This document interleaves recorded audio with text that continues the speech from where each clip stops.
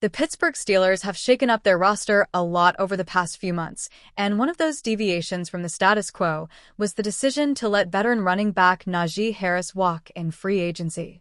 The Steelers' thought process was pretty sound here.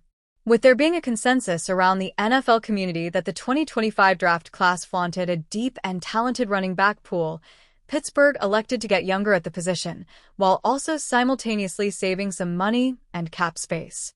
In the end, they selected Iowa ball carrier Caleb Johnson to be the eventual successor to Harris, with holdover Jaylen Warren expected to begin the 2025 campaign as the Steelers' more immediate RB1.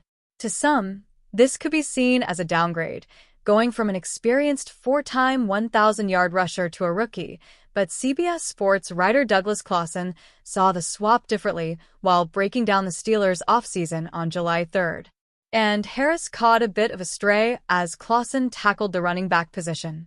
Najee Harris's departure is a case of addition by subtraction. Even after 4 straight 1,000-yard rushing seasons to begin his career, Clawson began, implying that just about anyone would be better. Harris, ranked third worst in the NFL in explosive run rate, 5.7% of rushes went for 12-plus yards, among players with 200-plus carries last season, the writer explained, arguing that Warren and Johnson can both add the explosive plays the Steelers' offense desperately needs. Johnson had an explosive run on 15% of his rushes last season, 5th highest in the FBS, among 33 players with 200-plus rushes, Clawson added, concluding that the Johnson for Harris swap should be an improvement overall. Najee Harris's unfortunate offseason continues. The offseason started out okay for Harris.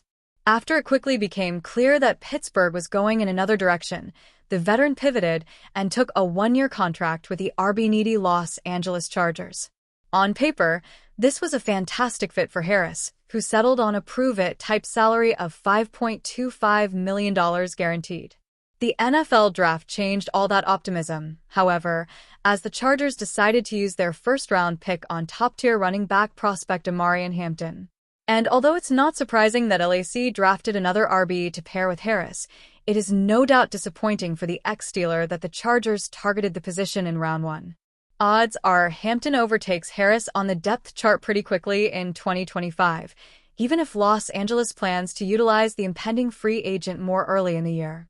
Since the Hampton selection, Harris has already been labeled a trade candidate. While there's no real truth to that bit of speculation at this time, it shows that few expect him to beat out the talented rookie out of North Carolina.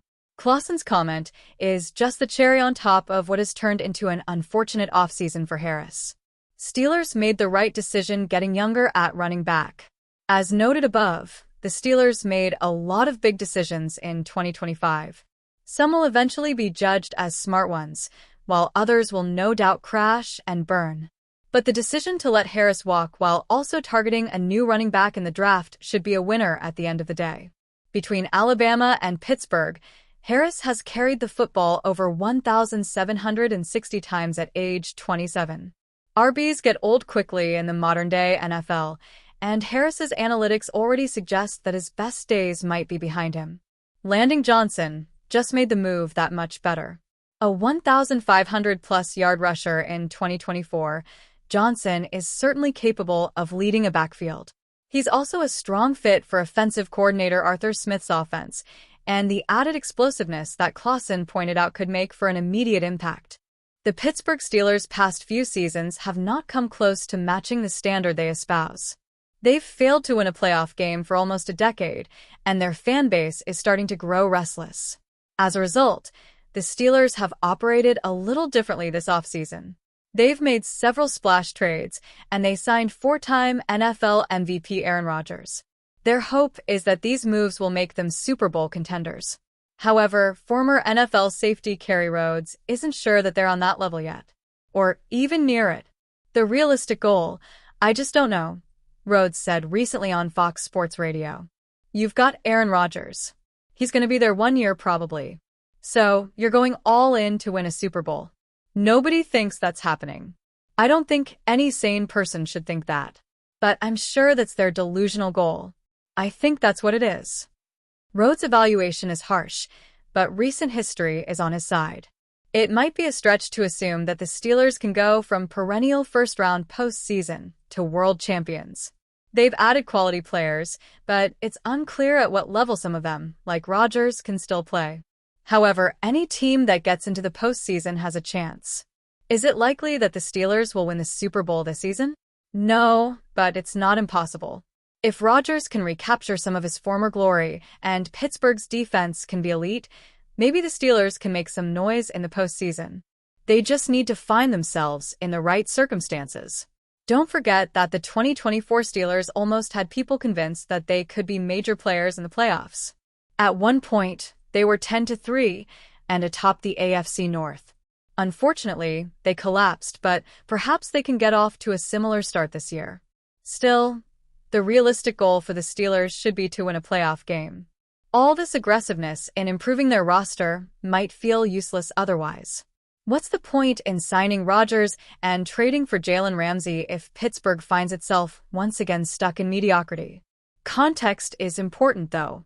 There's no telling what the Steelers will look like by the time the playoffs roll around this season.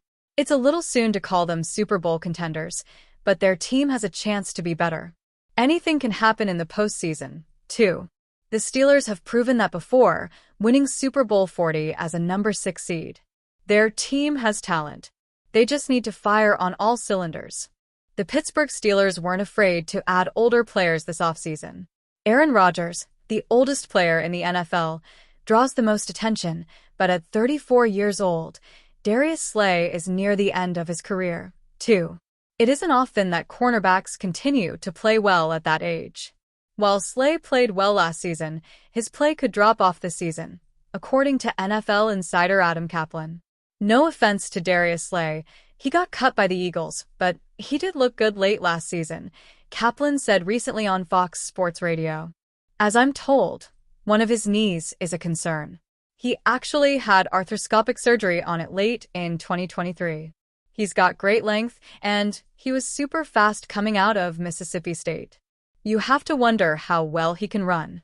And the Eagles learned this with James Bradberry, who they cut, who signed a big extension 2 years ago. You never know when a guy's going to lose it, and they could lose it in an instant. The Steelers know this. Slay underwent knee surgery in mid-December 2023. He missed the final 4 games of the season, although he returned for Philadelphia's playoff game. Shortly after undergoing surgery, Slay provided details on how long the injury had been bothering him. It was something that needed to be done. Slay said via Eagles Everything on Instagram. Been dealing with it for 4 years, since 2019, since I got traded over here. I've been going through it every day. I've been playing probably on like a 30% leg for 2 years. It's important to note that Slay didn't look terrible after coming back from surgery. He played in 14 games in 2024, but his play took a step back. That probably contributed to the Eagles' decision to cut him this offseason. A 34-year-old corner with knee issues doesn't sound ideal. Perhaps that's part of why the Steelers traded for Jalen Ramsey. There's been some speculation that Ramsey could play safety or slot corner for the Steelers, but nothing has been confirmed about his position. Throughout most of his career, he's been an outside corner. Therefore, Ramsey could stick there in Pittsburgh, which could lighten Slay's load. Still, it's a little curious why they signed him if there are concerns about his knee. Before acquiring Ramsey, their depth at corner wasn't great. Corey Trice Jr., Brandon Eccles, and James Pierre likely make up the Steelers' other options at boundary corner, and they all have big question marks. Trice has struggled to stay healthy. Eccles doesn't have a lot of starting experience on the outside. Pierre is more of a special teams player. Ramsey gives the Steelers a better option at corner, but losing Minkah Fitzpatrick leaves them with a hole at safety. Their secondary could be in trouble if they suffer a few injuries. That issue plagued them last year, and it might rear its ugly head again.